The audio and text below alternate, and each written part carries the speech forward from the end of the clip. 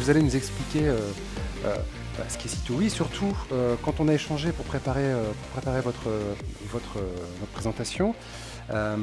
On a convenu que finalement le fil rouge, ça serait d'expliquer, c'est un peu votre conviction, c'est plus qu'une conviction dans nos échanges, il y a quelque chose d'assez viscéral dans cette démarche qui vous a amené à créer Citowi, pour que le BIM soit en faveur d'un patrimoine plus durable, mais aussi plus rentable.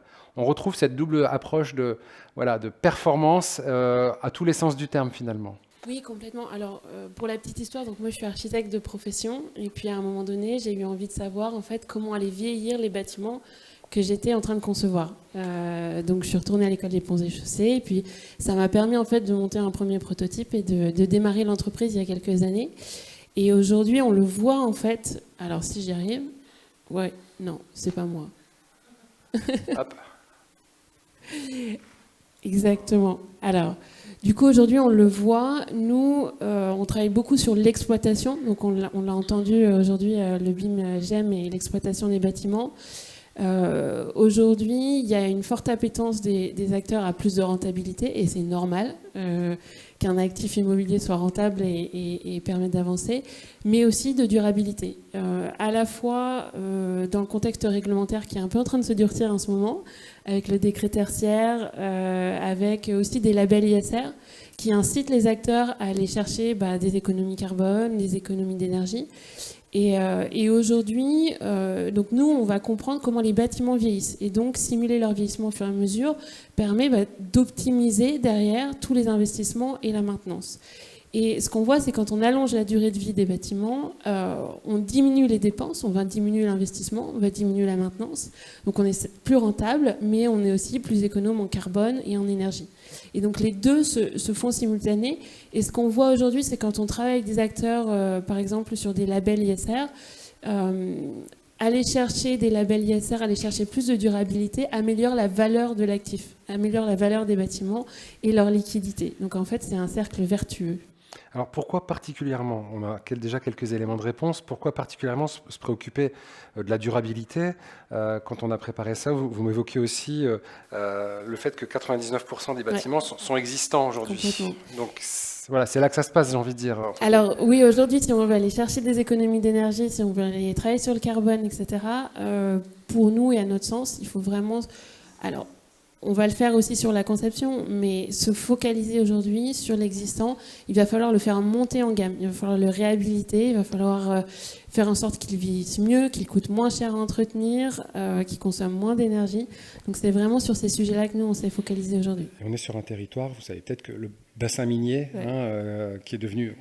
C'est assez vulgairement expliqué, mais c'est souvent repris comme une passoire énergétique. Finalement, ces logements qui ont abrité ceux qui ont réchauffé, permis de chauffer la planète aujourd'hui, leurs propres logements sont en train de faire l'objet d'un vaste programme de réhabilitation parce que c'est là que ça se passe en effet. Voilà, c'était juste une petite parenthèse. Mais alors comment on fait ? Comment ça se passe finalement ? Parce que se dire, ok, c'est là que ça se passe, c'est comme ça qu'il faut faire. On va remettre la présentation, s'il vous plaît, à l'écran. Toute cette connaissance, on l'a vu aussi avec les témoignages qu'on a eu tout à l'heure. On sent la donnée, c'est le carburant qui doit être raffiné, j'ai envie de dire. Et vous n'êtes pas sans savoir que c'est peu disponible sur le marché de l'immobilier, la data. C'est quelque chose qui se garde ou qui n'existe pas, ou qui est un peu dispersé. Oui, et effectivement. Et nous, on a très naïvement, il y a 4 ans, quand on a démarré, pensé qu'on trouverait des maquettes BIM partout, et donc on pourrait faire des simulations thermiques, dynamiques, de fluides, etc. C'était absolument pas le cas. Donc moi, dans l'équipe, on a toute une équipe de docteurs en matériaux, génie civil, qui vont développer des modèles de vieillissement. Et pour ça, il nous faut des données techniques fiables, il nous fallait de la 3D. Quand on est arrivé chez des bailleurs sociaux, chez des foncières, des directions immobilières, on n'en a absolument pas trouvé. Donc, et puis après, quand on leur a demandé de passer leur parc en 3D, ils nous ont dit, écoutez, on va avoir un problème de financement, ça va pas se faire. Donc on a dû trouver une solution. En fait, on a développé un algorithme, une technologie qui permet, avec les données du client, très facilement de déployer une maquette. Donc LOD 200 pour ceux qui connaissent, donc qui est simple, beaucoup plus simple que de la maquette de conception, mais suffisante pour faire de l'exploitation. Et ça, on a travaillé avec les exploitants, avec les gestionnaires, pour bien comprendre quel était le modèle de données dont ils avaient besoin derrière, et le niveau aussi en géométrie.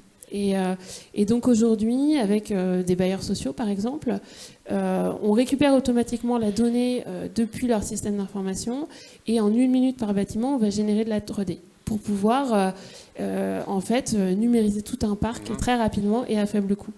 Et ça, c'est vraiment notre credo, c'est de dire aujourd'hui, le BIM est un moyen. C'est pas une fin en soi, c'est vraiment un moyen pour derrière nous simuler le vieillissement, optimiser la maintenance, pouvoir faire des économies. Et il va falloir le faire avec les données du client. Il va falloir le faire pour pouvoir démocratiser, il va falloir automatiser et le faire avec les données du client. Donc c'est ce qu'on a fait. Donc si je comprends bien, ce besoin initial que vous aviez d'avoir de la 3D, vous l'avez créé. Finalement, cette contrainte est devenue l'opportunité d'apporter cette couche manquante, hein, c'est ça? Complètement. Aujourd'hui, donc nous, on s'était focalisé sur les usages du BIM en disant, on va trouver de la maquette 3D, on va pouvoir simuler le vieillissement, on va pouvoir optimiser la maintenance et les investissements. Et comme on n'en a pas trouvé, il a fallu générer nous-mêmes une solution technique. Les acteurs sont plutôt open à donner leurs données comme ça parce que bon, déjà il faut qu'elles soient structurées aussi. Oui, alors on les aide à structurer. Bien sûr, on a des acteurs avec des niveaux de maturité complètement différents. Donc on les aide à se structurer. On a vraiment aujourd'hui une captation automatique d'un certain nombre de sources de données qu'on complète avec de l'open data pour que ce soit très simple pour eux. L'objectif étant que ce soit très simple. Et oui, aujourd'hui, ils ont bien envie d'aller vers nous puisque bon, là, sur les derniers projets qu'on a faits, c'est 20% de temps en interne de gagner chez les équipes, sur tout ce qui est mise en place des programmations de travaux et suivi des travaux. On est à 34% de réduction d'empreinte carbone et puis on baisse de 35% les budgets. Ah oui, entre du curatif et du prédictif, on est à 35% d'économie. J'ai déjà posé la question comment ça se passe. Moi, j'aime bien voir les outils. On peut regarder ensemble l'interface un petit peu. Voilà. Donc là, par exemple, cette vue statique, peut-être juste avant. Qu'est-ce qu'on a comme info déjà là-dessus? Complètement. Alors là, vous allez avoir donc une maquette BIM et à côté une espèce de fiche d'information du bâtiment avec donc les risques géographiques qui sont liés vraiment à la localisation du bâtiment, c'est les risques inondation, les risques liés au vent, voilà, exactement. En dessous, vous allez avoir la stratégie d'investissement qu'on a choisie avec les états de vétusté, donc on reste en B sur 10 ans. On peut changer très facilement l'année de projection, bien sûr, et puis les budgets, et puis les prochaines opérations de travaux. Et après, je pense qu'il y a une petite... Ouais, logiquement, hop. Il faut que je réappuie. Oui, je pense, voilà. Ça passe assez vite. Donc, il y a deux manières de générer du BIM. Une manière manuelle aujourd'hui, qui est possible en allant chercher l'adresse, en rentrant un certain nombre de données. Et puis, bien sûr, comme on travaille avec des acteurs qui ont des milliers de logements ou des centaines de bâtiments, aujourd'hui, on se connecte automatiquement à leur base de données pour récupérer toutes les données dont on a besoin pour déployer notre plateforme et ne plus avoir de saisie manuelle. Voilà. Donc ça, c'est une petite vidéo de ce qui pourrait être fait de manière manuelle. Mais aujourd'hui, sur des gros parcs comme des bailleurs sociaux, on a tout automatisé. D'accord. Hop. Et après, si je continue, donc là, c'est par exemple... ça, c'est un modèle physico-chimique, puisqu'on va travailler sur des modèles de vieillissement avec différents laboratoires de recherche. Et donc là, par exemple, c'est... la maquette 3D nous permet vraiment ça, c'est de géolocaliser les pathologies, de comprendre quel est le risque d'une façade par rapport à une autre, par rapport au vent, à la pluie, etc. Et là, on se concentre sur les deux balcons. On vient simuler le vent, on vient aussi récupérer automatiquement avec l'open data et puis aussi les normes, tout un ensemble de données techniques que nos clients n'ont absolument pas. Donc il faut que nous, on aille les chercher. Pour pouvoir faire ça. Et puis en général, voilà, les gestionnaires de patrimoine qu'on a en face de nous ne vont pas forcément mettre les mains dans le cambouis. Ce qui les intéresse, c'est du coup, dans mon budget contraint, où est-ce que je mets l'argent, qu'est-ce que je fais, expliquez-moi. Alors les acteurs que vous avez été voir, l'origine de votre projet, pour dire il me faut de la 3D, etc., qui n'en avaient pas. Est-ce que vous avez, c'était pas prévu cette question, mais du coup, voilà, elle me vient comme ça spontanément. Est-ce que vous avez constaté que ça a déclenché chez eux une prise de conscience, une appétence finalement, ce que vous produisiez à partir de leurs données? Est-ce que finalement, c'est pas ce pont, ce cap entre j'ai de la donnée plus ou moins structurée, j'arrive à l'exploiter pour faire un premier niveau de modélisation, Est-ce que déjà ce côté un petit peu, moi, comme un enfant finalement, hein, quand on voit les choses, c'est comme un jouet, c'est intéressant, on se dit, ah, il y a moyen de s'amuser. Est-ce que vous avez constaté chez certains de vos clients une appétence croissante sur le sujet après coup? Alors, pour la petite histoire, au début, on ne montrait pas du tout la maquette BIM. Ah, vous la gardiez? On la gardait comme ça sous le capot parce que on savait que ça allait faire peur et que potentiellement c'était écrit dans la roadmap de l'entreprise en 2025. Donc il fallait vraiment pas la montrer. Et maintenant, aujourd'hui, on a des acteurs qui sont un peu plus matures sur ces sujets-là, donc qui vont ne pas se braquer quand on montre une maquette BIM.